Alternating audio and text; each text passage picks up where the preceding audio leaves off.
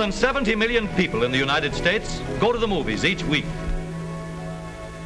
to get away from their cares and to find entertainment, romance, and thrills on the magic screen. But only a few understand how the lights and shadows on the screen are controlled to make us see a motion picture.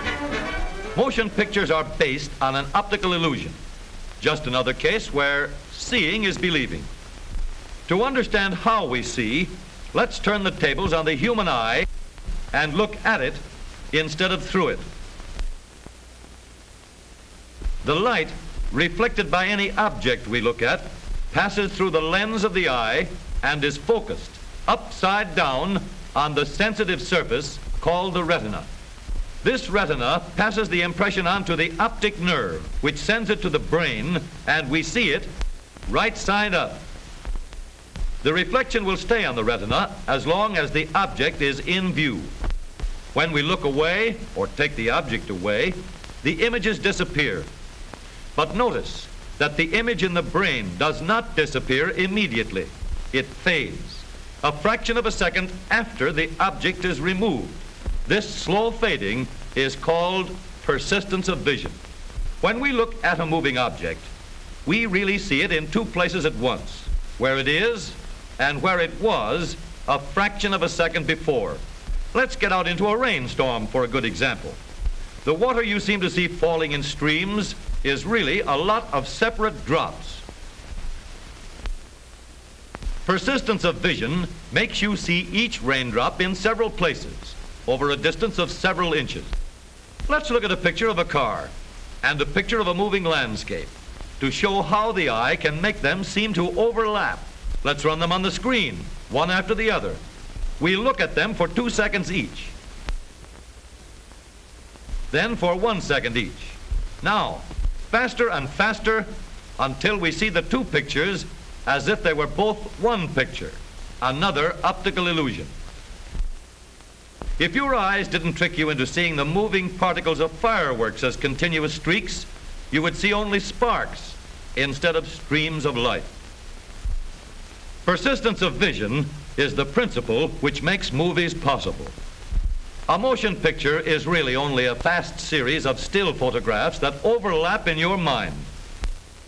Tracings of two of these still photographs, placed one on top of the other, show that each of the two photographs has caught the press in a slightly different position.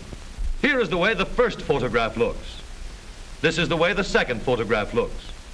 Now let's take the complete series in rapid succession. Faster. Persistence of vision makes us see two pictures at once. As a result, there is an appearance of motion.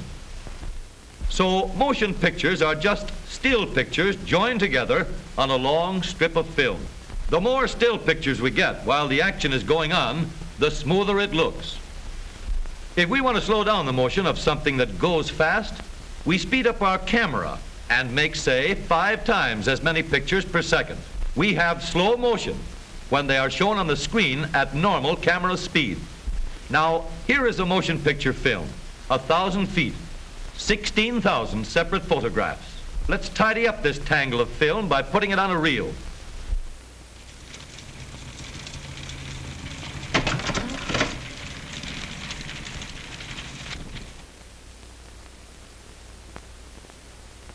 Now we'll build a projection machine to show the pictures on a screen.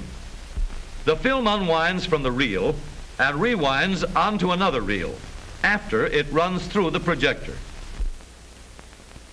To throw the picture on the screen, there is a bright light with a reflector behind it to send the light rays in the right direction and a lens to concentrate the light. The film passes a hole or aperture which lets the light go through only one picture at a time. There is another lens to focus the pictures on the screen. By adjusting the lenses, the picture can be made sharp and clear. Let's start the machine moving. The still pictures blur because they're moving all the time. And this won't do at all. We need something to hold each picture still long enough for us to look at it in between the changes. When the film is started and stopped in rapid succession, the eye sees the changes being made and the result is streaks instead of movies. So we need a shutter to cut off the light while every change of picture is being made, and let light through only while the film is standing still. Surprising as it seems, you never see a motion picture while it is actually moving. The only time a movie moves is when the shutter keeps you from seeing the change of picture.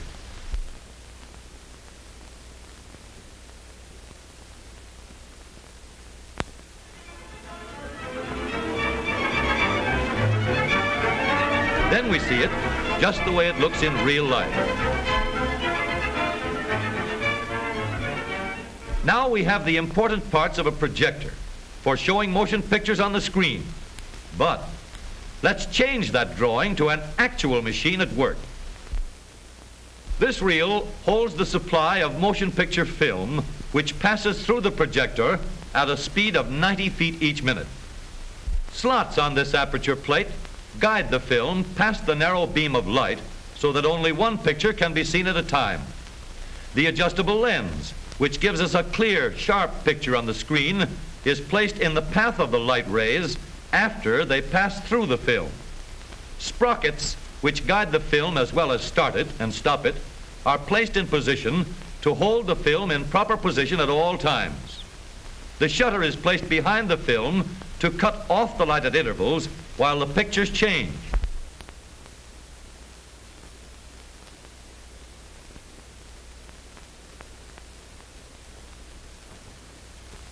And now, when you see motion pictures, you get a true picture of what really happens.